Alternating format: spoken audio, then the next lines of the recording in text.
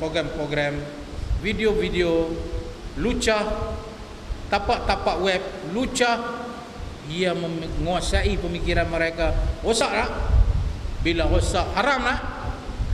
Itu tuan-tuan, ngaji syariah baru faham. Apa saja yang boleh rosak akal lah tuan-tuan fikir ni relax senang. Apa yang boleh rosak akal kita? Abang Mat, haram hukum dia. Jangan duk tunggu kata dadah aja haram, arak aja haram, rokok aja haram. Tak. Kepala otak kita kalau tengok sesuatu boleh rosak dan buat benda yang berlanggar dengan syarak, maka melihat dan menontonnya juga haram. Maka itu segala program lucah juga adalah haram.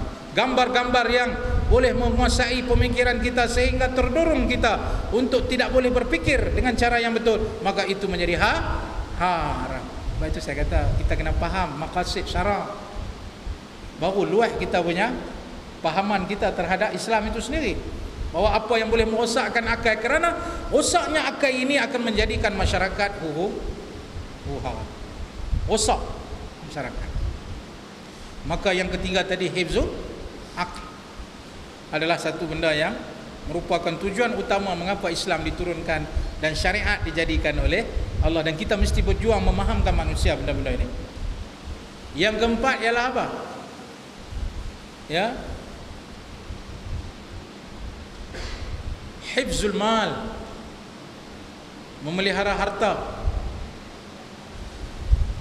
Islam datang ni nak pelihara harta, tuan-tuan. Kerana bagi Islam harta itu adalah hak yang Allah bagi kepada manusia untuk cari.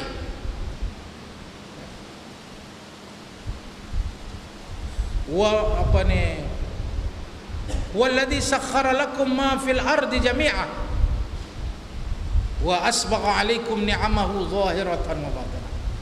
Dialah Allah yang telah menjadikan langit dan bumi ini tunduk kepada kehendak kamu. Maknanya manusia lah, kalau bumi itu dia boleh korek sampai ke mana yang dia kehendaki untuk ambil segala apa, segala kekayaan bumi itu, lalu dia akan mendapat rezeki daripadanya. Ladang yang ditanam pohon-pohon dan buah-buahan itu akan diambil di situ segala kemewahan rezeki-rezekinya. Untuk siapa? Untuk manusia Allah jadikan itu. Binatang tak reti semua ni. Dalam lautan kamu turun, terjun ke dalam lautan, ambil permatanya apa yang mahal, keluar dan jadilah ia barang perhiasan yang kemudiannya menjadi rezeki kepada kamu. Apa lagi? Bayangkan segala sesuatu ini tunduk kepada apa? Manusia yang Allah telah jadikan. Kerana apa? Allah kata ini hak kamu semua. Cuma hak aku apa? Hak aku kena bayar zakat. Hak aku kena tolong orang yang susah. Bahawa ini bukan mutlak, kamu hanya ambil aku bagi sat jaga, tapi mutlak itu milik aku. Maka manusia tiba-tiba kumpul harta dengan cara yang baik begitu, orang curi. Boleh kita bagi free lagi? Mestilah dipelihara. Maka adanya pemeliharaan kepada harta itu, perkara yang paling besar ialah apa? Harta ini perlu diberi haknya kepada orang fakir, miskin. Kadang-kali mengapa manusia merompak dan mencuri dalam sejarah? Orang yang macam Robin Hood contohnya, ya, mengapa wujud? Kerana tidak adil kekayaan manusia itu tidak dikongsi dengan hak yang sepatutnya dapat kepada orang-orang miskin. Ya, wa fi amwalihim haqqun lis-sa'ili wal mahrum. Pada harta mereka ada hak untuk orang yang meminta-minta dan tiada. Tiba-tiba tak bagi, maka orang berontak tak? Orang berontak. Maka orang macam Robin Hood pun lahirlah jadi wira kerana mencuri hak orang kaya yang sepatutnya bagi kepada orang miskin. Tapi Islam tak boleh.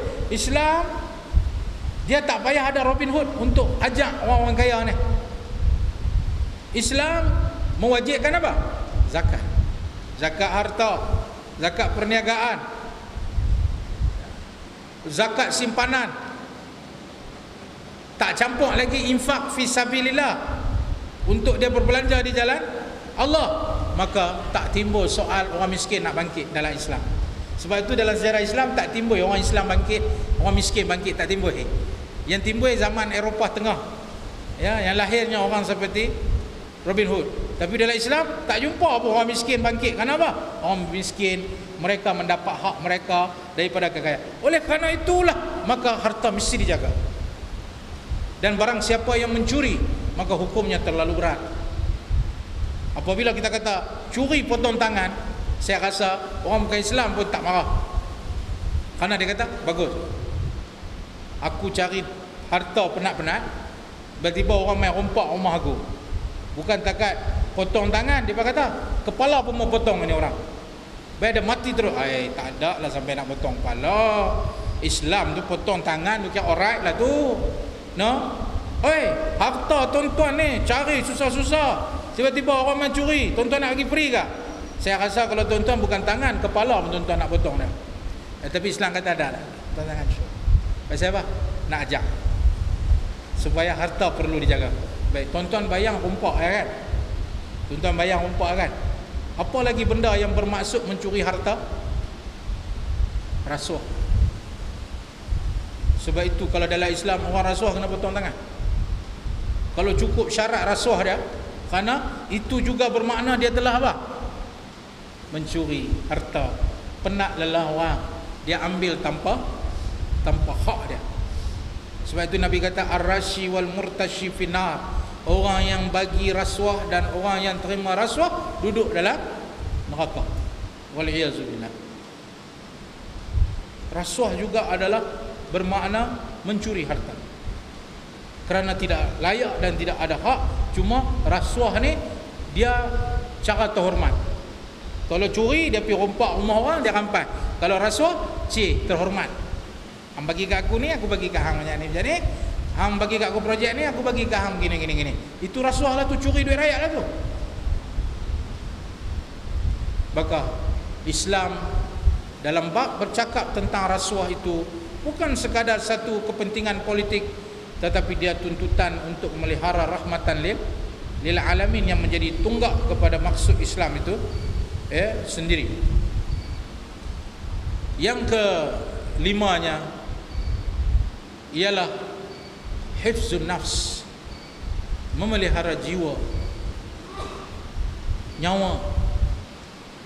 Kerana bagi Islam nyawa itu terlalu besar.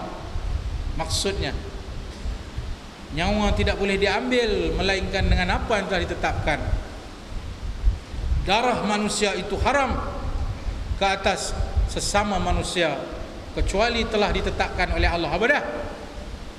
An-nafsu bin nafs. Kalau orang bunuh, maka hukum dia hukum bunuh balik. At-thayyibuz zani, dan orang yang sudah berkahwin berzina, maka darahnya halal diambil dengan maksud dia kena rejam. Dan at-tariku lidinihi, iaitu orang yang meninggalkan agama, hukum murtad itu dengan makna nyawanya boleh diambil. Lain daripada itu tak ada. Tak ada sebab nyawa orang tu boleh diambil. Sebab itu kita rasa sedih baru ini, nyawa manusia boleh jadi mudah saja diambil.